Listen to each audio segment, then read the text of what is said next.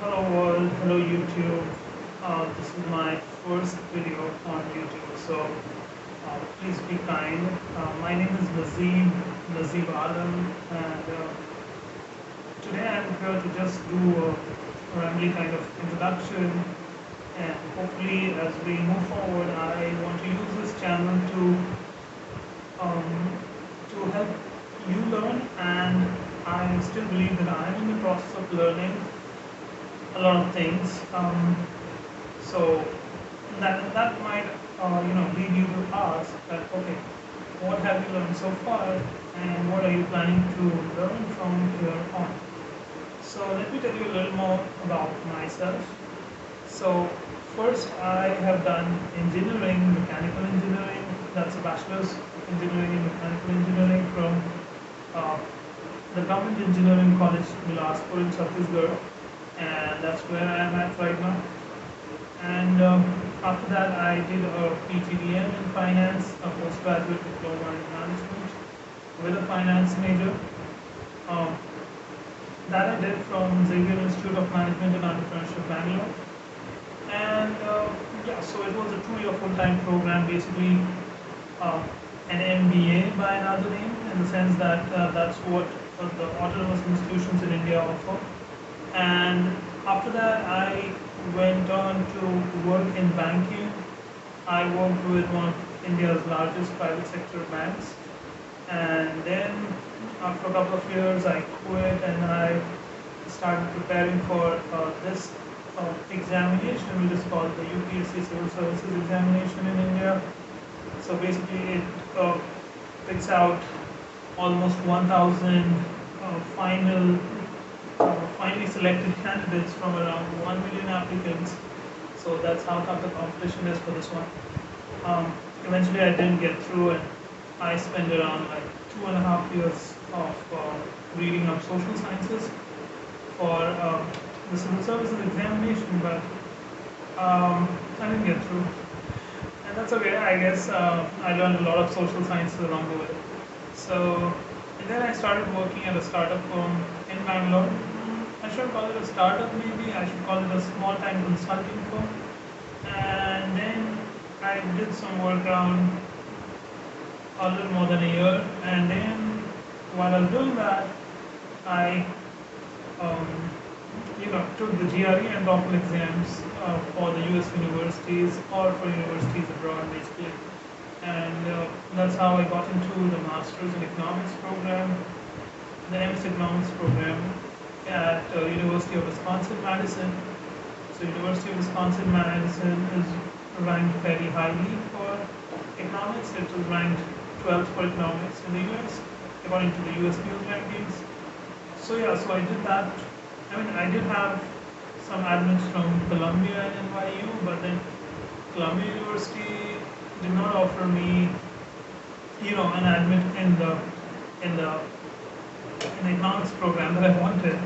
So they offered me risk management and 2 other options, which I did not want to take out. And New York University offered me admission in the there was a program which they called, I think it was a mixture of political science and economics. So I did not want to take up mix and match kind of program. So yeah, so I eventually did finish my master's in economics from the University of Wisconsin-Madison. That happened in May 2020. And then I was in the US. I did a research assistantship in the Department of Economics itself. And then I did another internship, this time at a startup firm in California. And then I'm back home in India, in Bilaspur, Chhattisgarh right now. So that's how it is at this point in time. Meanwhile, it was a dream of mine, kind of, that I wanted to start a YouTube channel to help people learn and to enhance my learning as well. So yeah, it has finally gotten off the ground today. I mean, I tried doing something during my, the year after graduation in 2021, but sometime in 2020 and sometime in 2021, but I even shot a video with a friend of mine. That friend of mine was very kind enough. He was in the MBA program at UW Madison, but eventually I did not, start my YouTube channel in 2021 because I was kind of worried. I had my reservations about whether if I start a YouTube channel, whether I'll be complying with all the rules concerning the F1 OPT as an international student. So I did not start, but yeah, that idea remained with me. We did shoot a video, and that video just remained in, between me and my friend. So I said, okay, I'm heading back home anyway, so maybe I'll start a channel when I get back home. And I've been home, and like time flies, as they say. So it's going to be like, I guess, 5 months now. So not exactly 5 months. November, December, January, February, March. Yes. Yeah, almost 5 months in a few days from now. So yeah, it's been 5 months. Time flies, and I'm finally getting this off the ground now. And let's see how it goes. And so, what do I plan to learn from here on? I plan to learn Python, and I plan to learn quantum computing, and there are interesting courses available online. So I believe, I think Elon Musk said this, that today if you want to learn something, then there literally is so much information on the internet that you can learn absolutely anything. And the more I try to do a deep dive on this, I really find that is true. So, like I'll tell you, I was trying to read up on quantum computing, and there are freely downloadable lecture notes of Scott Ronson. Scott Ronson is a professor at Texas Austin, and University of Texas Austin, and he's a very well-known name in the quantum computing world. And then the other person, John Preskill. So John Preskill is a famous physicist. If you check out that, I think he is one of the, I think the other one was Kip Thorne. So Kip Thorne and John Preskill, they had bets with Stephen Hawking because, they used to bet about cosmology theory, I think. And yeah, so he's one of those contemporaries and famous physicists of Stephen Hawking. And so John Preskill now teaches a wonderful quantum computing course at Caltech. I mean, he made the move to quantum computing in the 90s, and if you're interested, you can watch there's a Sean Carroll Mindscape video. The Mindscape is basically Sean Carroll's podcast, and Sean Carroll is a professor at Caltech again. So if you want, you can watch the video between Sean Carroll and John Preskill. So John Preskill's course is freely available on YouTube, the videos, and Scott Ronson's notes are freely available. You can. I'll try and provide a link in the description if I can. So you can download his notes. So I had Scott Ronson's notes for quite some time. I was trying to read it out, and whatever that I could understand. And then I found, later on, I found. I think towards the end of 2021 or early 2022, I found John Preskill's videos on YouTube. So that was another, big deal. Meanwhile, I think quantum computing is a technology that's still sometime in the future. I mean, it's almost here, but there's still some way to go to commercialize that technology. So I want to learn Python to get what they call quote-unquote stable job, as they say. But yeah, I'll talk more about it. But anyway, so for now, I'm trying to learn Python through the Coursera courses by Charles Severance, University of Michigan. So yeah, I think there's a series of courses on Coursera, and if you're interested, you can enroll. Currently, I'm just auditing the courses, and yeah, I've learned some Python through my MS Economics program, but obviously I would like to enhance my skills and broaden my skills and so on. Of course, there's also a freely downloadable book again by Charles Severance. So if you enroll in one of the Coursera courses, you'll definitely find a link. Otherwise, again, I'll try and put a link in the description. And yeah, what do I generally do? Um, so in 2021, what happened was a friend of mine, a very close friend of mine, she told me that, hey, Nazeeb, you're kind of very confused. So why don't you just sit down and make a list of goals that you can start doing tomorrow morning? I said, okay, fine. And that was like, I still took a month to actually sit down and get writing about it. So here, this is my journal, and I wrote about it, and let me show you how it is. So here we are. So yeah, so that friend of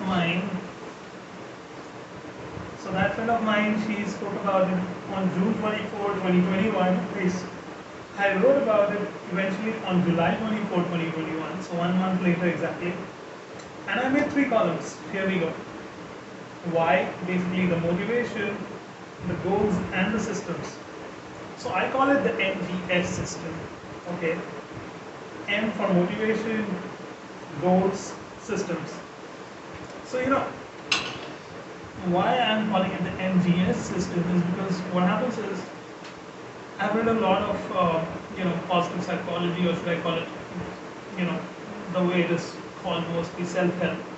I'm not like, I don't believe everything that I read, but I take the advice with a pinch of salt, or probably a fistful of salt, and I think um, if it goes well for me, I keep the advice, or else I discard it. I mean, that's how a pragmatic person would do. So some of those self-help books, they suggest goals. You set out with big goals, and eventually they will happen.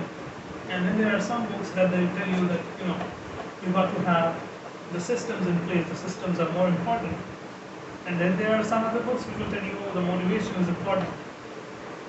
The why of why you are doing something, the reason why you're doing something. So I think that all 3 are important.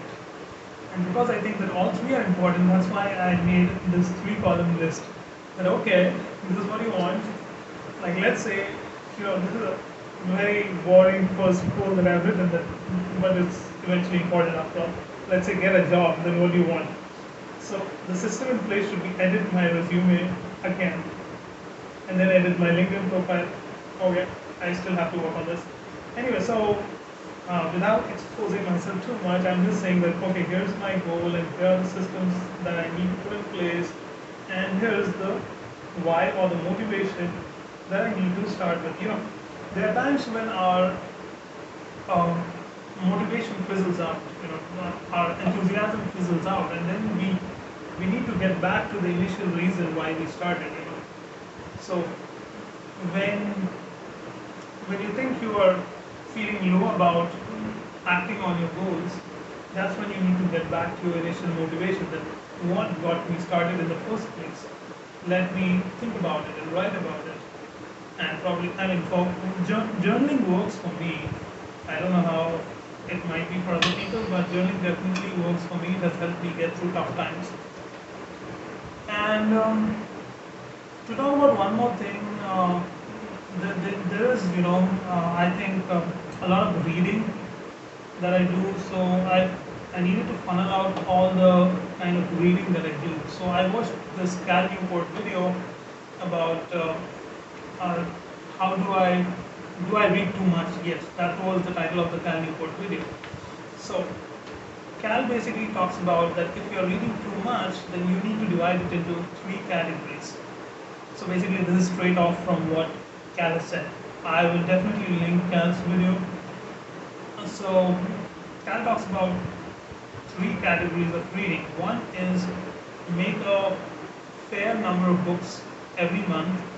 That okay, let's say if I'm going to read 4 or 5 books per month, or whatever your goal is, you figure out that okay, I'm going to read these many books per month, a diverse set of books, different genres. And the other one is make something that if you're trying to get through a topic by reading a lot about it, like I was saying that, I'm trying to learn Python right now. Okay, so if you want to learn a subject by reading a lot about it, then what you eventually need to do is do it sequentially. If you have too many interests, to do a deep dive into all of them at once is definitely not going to happen. So make it sequential. That's what he argued and suggested. And the third category of reading, so the second one is basically the obsession of the moment. So for me, what I figured out for myself was that I was losing my energies in too many directions. So I said, okay. Eventually, I sat myself down after watching the video and I said that, okay, for me, the obsession of the moment is to learn Python. So I should be focusing on that one obsession of the moment. That was the current thing. And then the third one. The third is serendipitous shorter form reading, and like newsletters and articles and how it goes. So for that, Cal encouraged the questioner to go back, to work backwards from time slots. Like you have a time slot that, okay, I'm going to do some serendipitous news article reading from say 7 or 7:30 p.m. in the evening for 30 minutes. So you work backwards on the 30-minute time slot, and whatever you find interesting during those 30 minutes, you invest your time and read those. So yeah, so basically, so right now I talked about Cal Newport's framework. Now you might ask a question which I have not answered yet. I'm sorry. So that who is Cal Newport and why should we be listening to him?